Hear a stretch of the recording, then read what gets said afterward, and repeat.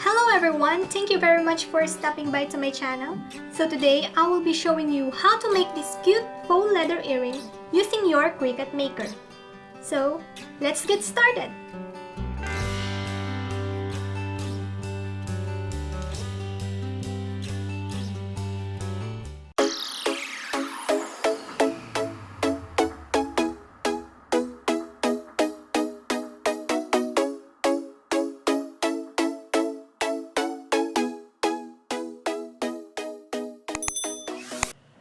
First, let me enumerate to you the materials I used in this project.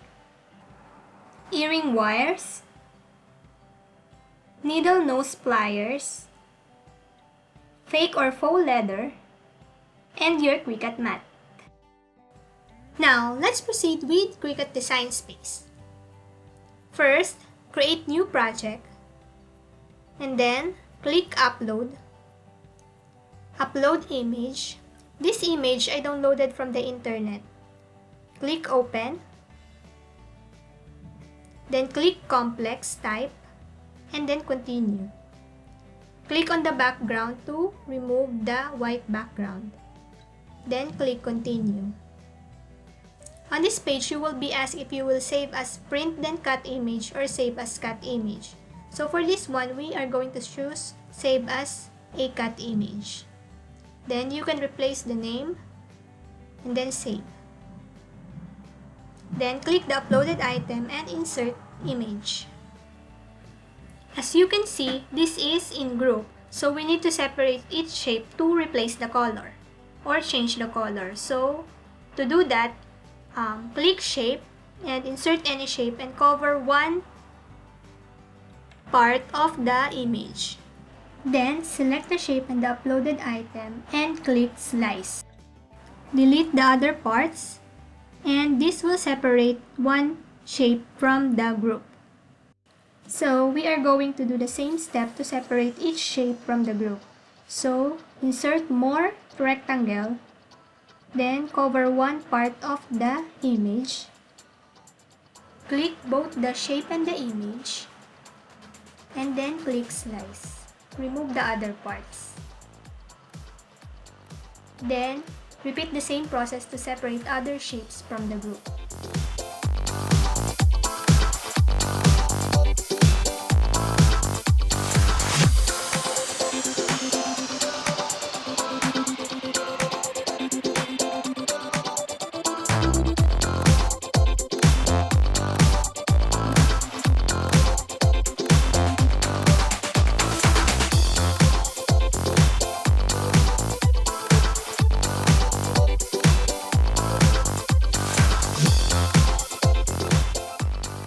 After finishing ungrouping the shape, I will first save this project.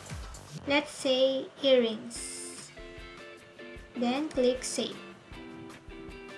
Now, I will be making only 3 sets of earrings, so I will remove other parts here, like this one, and 2 more.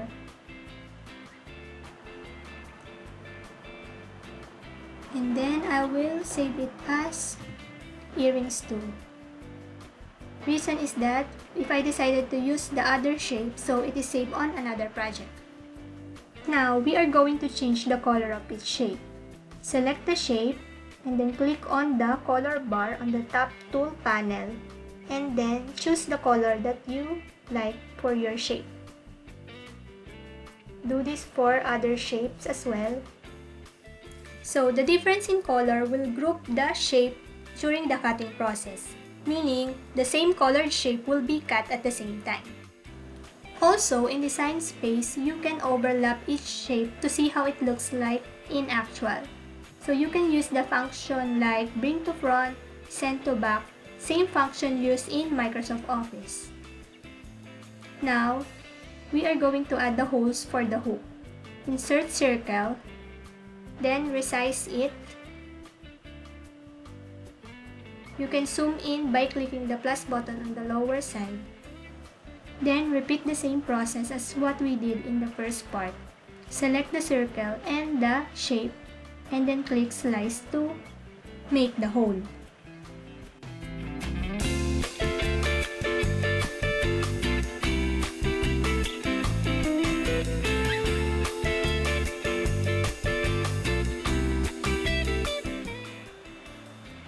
Now, with regards to the color of the shape, I make sure to use same color as my material so that I can easily see if each color complement with each other.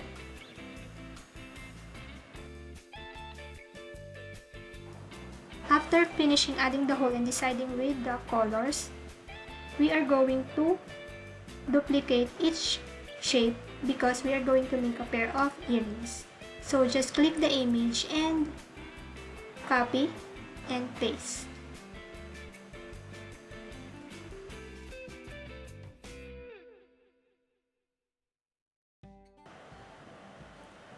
Then click Save. Then click Make It. So here you can see that the shapes are separated according to the color. Now, when working with faux leather, make sure that you mirror the image because you are going to place the faux leather shiny side down on the mat. Just click the mirror icon located in the lower part of each mat. Here, you can also change the position of each shape to make sure that it is within the range of your material. Once everything is finished and all mirrored, click Continue. Then, turn on your CRICUT Maker. Select faux leather paper thin material and set the pressure to more. Then, start attaching your faux leather on the light grip mat and start cutting with your CRICUT Maker.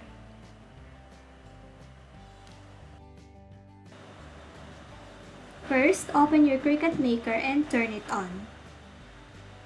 Now, when attaching the leather on the mat, make sure that shiny side down.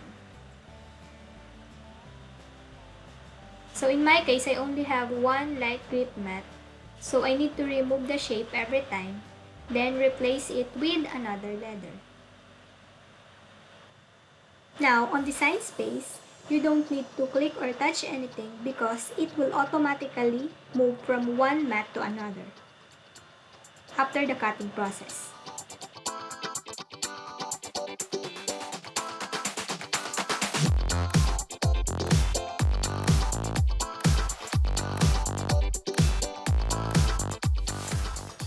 Just repeat the same process until all the shapes are cut. One more thing that you need to consider or make sure is that your shapes are within the range of the material. So in my case, in this one, I forgot to rearrange the shape, so one part is not cut properly or lack of material.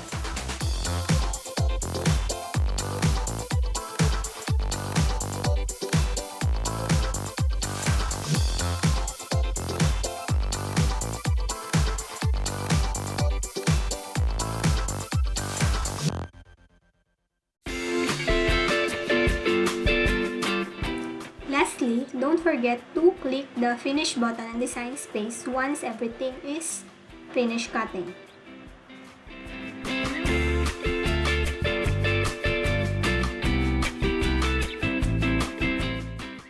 And this is our finished cut parts. The next process is to assemble it with the earring wires.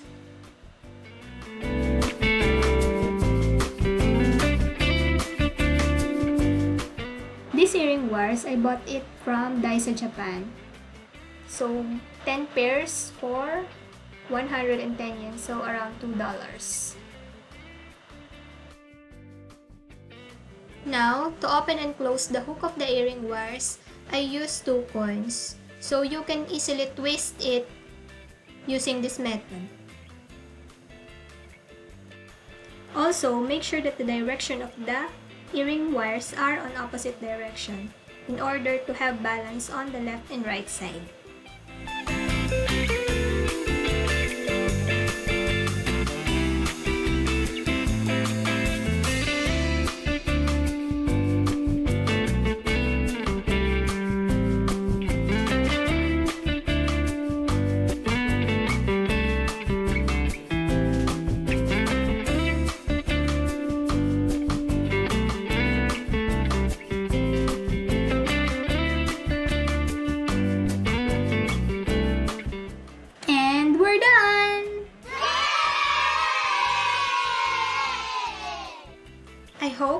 video can give you an idea on how you can create your own faux leather earring using your CRICUT Maker. Thanks for watching, guys! To those who haven't subscribed to my channel, kindly hit that subscribe button and notification bell so you won't miss anything from this channel. Bye!